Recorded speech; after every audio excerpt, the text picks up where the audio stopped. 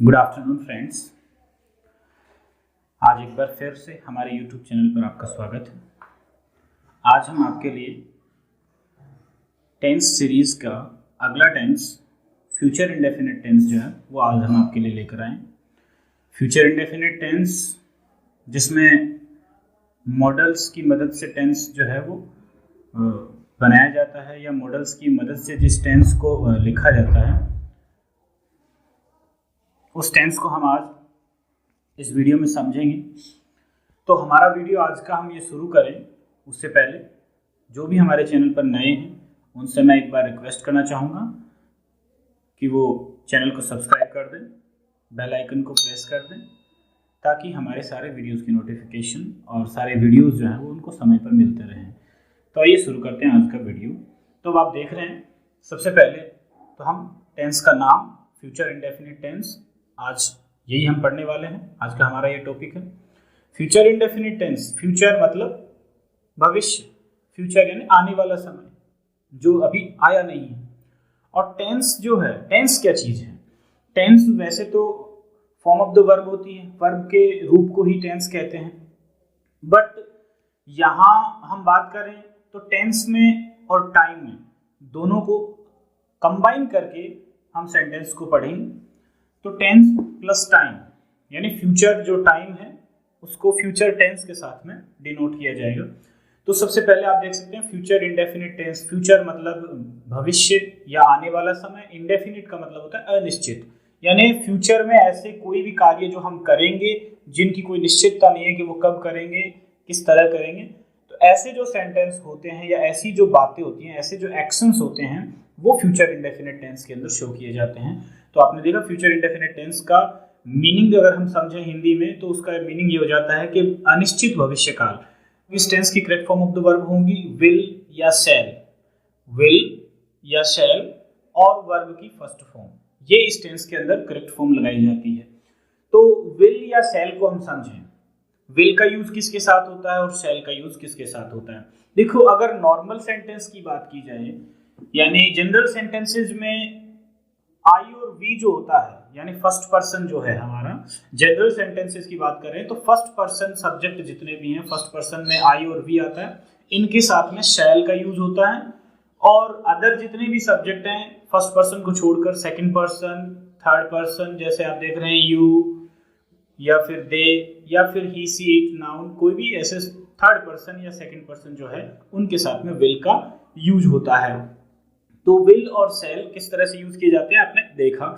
तो विल और शैल जो है वो थर्ड पर्सन विल और शैल का प्रयोग जो है वो इस तरह से होगा। फर्स्ट पर्सन सब्जेक्ट जो भी है फर्स्ट पर्सन में आई और वी दोनों, आई और वी के साथ में शैल और बाकी बचे हुए सेकंड पर्सन और थर्ड पर्सन के साथ में विल का यूज होगा।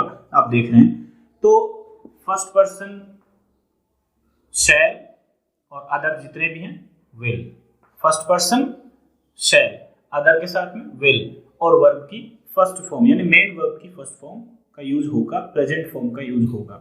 तो एक तरह से कहा भी जाता है कि टेंस दो ही प्रकार के होते हैं। अगर अकॉर्डिंग टू वर्ब या वर्ब की फॉर्म को अगर हम देखें तो वर्ब के फॉर्म के अनुसार टेंस दो ही होते हैं, प्रेजेंट और पास्ट।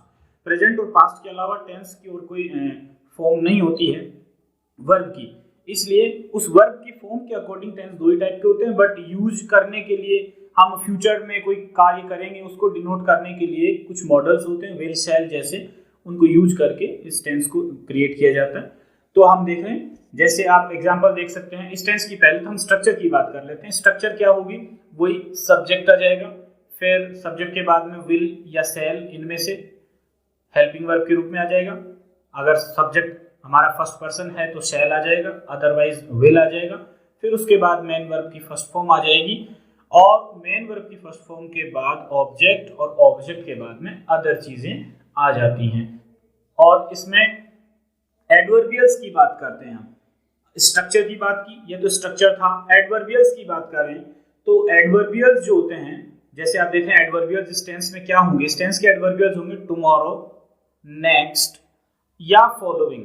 अब टुमारो तो अपने आप में शो कर देता है कि वो फ्यूचर है, बट नेक्स्ट के साथ टाइम दिया होना जरूरी होता है और ऐसे ही फॉलोइंग के साथ भी टाइम दिया हुआ होना जरूरी होता है। तो टुमारो, नेक्स्ट और फॉलोइंग, ये 3 एडवर्बियल्स हैं इस टेंस को पहचानने के लिए। इन तीनों ही एडवर्बियल्स के माध्यम से हम समझ सकते हैं कि ये टेंस जो है फ्यूचर इंडेफिनिट है और उसके अंदर करेक्ट फॉर्म क्या लगाई जाएगी, विल या शैल प्लस वर्ब की फर्स्ट फॉर्म, ये इस टेंस के अंदर लगाई जाएगी। तो आज आपने समझा कि फ्यूचर इंडेफिनिट टेंस में किस तरह से क्रिया का रूप लगाया जाता है। तो हम कुछ एग्जांपल आपके सामने रख देते हैं, जैसे आई, फिर ब्लैंक, फिर ब्रैकेट में मैंने लिख दिया राइट, फिर ब्रैकेट के आगे लिख दिया अ नॉवेल टुमारो। तो अब इसमें टुमारो दिया है तो इसका आंसर क्या हो जाएगा, शैल राइट। इसका आंसर हो जाएगा शैल राइट। तो शैल राइट इसका आंसर होगा। इसी तरह से और एक एग्जांपल आप देख सकते हैं, जैसे यू ब्लैंक, फिर ब्रैकेट में हैव, फिर आगे लिखा हुआ है टू गो जयपुर टुमारो। तो आप देख रहे हैं इस सेंटेंस के अंदर टुमारो दिया हुआ है तो ब्रैकेट में हैव दिया हुआ है, तो हम यहाँ पे यू सब, you will have to go to Jaipur tomorrow. इसी तरह से कुछ 4-5 सेंटेंस मैं आपको बता रहा हूं, तो आप उन 4-5 सेंटेंसेस की एक्सरसाइज कीजिए। जैसे एक सेंटेंस लिखिए, शी ब्लैंक, ब्रैकेट में है वॉश हर, ब्रैकेट में वॉश, उसके बाद में her new dress the next day. अगला सेंटेंस, दूसरा सेंटेंस देखिए, राम ब्रैकेट में ब्लैंक, फिर ब्रैकेट में लिसन, फिर अ सॉन्ग टुनाइट। एक और एग्जांपल आप देख सकते हैं, डे ब्लैंक, फिर ब्रैकेट में play a friendly match the next Monday. एक और एग्जांपल आप देख सकते हैं, वी ब्लैंक, ब्रैकेट में play a flute the following month. तो आप इस तरह से देख सकते हैं, ये कुछ 3-4-5 मैंने जो सेंटेंस बोले हैं इनको आपको करके दिखाना है। आप अपने किसी नोटबुक में करके उसकी स्क्रीनशॉट लेकर भी मेरे व्हाट्सएप नंबर पे भेज सकते हैं, या फिर आप इनको कमेंट के अंदर इनके आंसर भी दे सकते हैं। तो ये आज का हमारा टॉपिक था।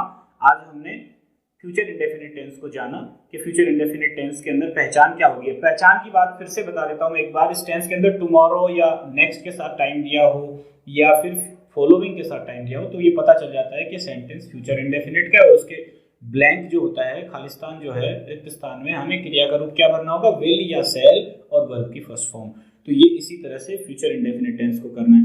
और बात करें हिंदी के किसी सेंटेंस को इंग्लिश में कैसे ट्रांसलेट करें, तो उसके लिए जैसे वह कल जयपुर जाएगा, या वह कल कपड़े धोएगी, इस तरह के सेंटेंस है तो इनको इंग्लिश में ट्रांसलेट करेंगे जैसे ही will go to Jaipur tomorrow, she will wash her clothes tomorrow. इस तरह से इन सेंटेंसेस को बनाया जाता है। इस तरह से किसी भी सेंटेंस को हम फ्यूचर इंडेफिनिट के अंदर ट्रांसलेट कर सकते हैं अगर सेंटेंस आपको हिंदी में दिया हुआ है, या फिर आपको अगर एग्जाम में ज्यादातर कैसे है, 9th और 10th की एग्जाम के अंदर पूछा जाता है कि करेक्ट फॉर्म पूछी जाती हैं, या फिर किसी भी कंपटीशन एग्जाम में भी ऑप्शंस दिए होते हैं और सेंटेंस दिया होता है, ब्लैंक दे दिया जाता है कि नीचे ऑप्शन से इनमें से कौन सा ऑप्शन इसमें ब्लैंक में फिलअप होगा। तो इस तरह से आपको ये टेंस बहुत ही आसानी से समझ में आ जाएगा और बहुत ही आसानी से आप फ्यूचर इंडेफिनिट टेंस को कर पाएंगे। सिर्फ पहचानने के लिए ज्यादा कुछ नहीं है, टुमारो, नेक्स्ट और फॉलोइंग, और टुमारो और नेक्स्ट के साथ फॉलोइंग और नेक्स्ट के साथ टाइम दिया हो या टुमारो दिया हो तो हम इस सेंटेंस को आसानी से पहचान सकते हैं कि ये सेंटेंस कौन से टेंस का है और उसके अकॉर्डिंग उसमें हम क्रिया का रूप भर सकते हैं। तो आज के लिए बस इतना ही। जाने से पहले एक बार फिर से कहना चाहूँगा कि जो हमारे चैनल पर नए हैं वो प्लीज़ हमारे चैनल को सब्सक्राइब कर दें, बेल आइकन को प्रेस कर दें, ताकि हम आपके लिए ऐसे ही वीडियोज़ बनाकर लाते रहें। तो इजाज़त दीजिए, चलते हैं।